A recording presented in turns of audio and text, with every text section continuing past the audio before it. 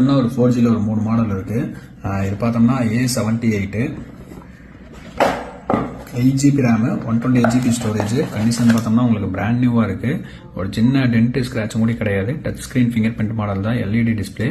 நம்ம கொடுக்குற விலை பார்த்தோம்னா 7000 ரூபா வரும். பிராண்ட் நியூ கண்டிஷன் தான். டிவைஸ் பாக்ஸ் இருக்கு. நெக்ஸ்ட் இது பார்த்தோம்னா Oppo F21s.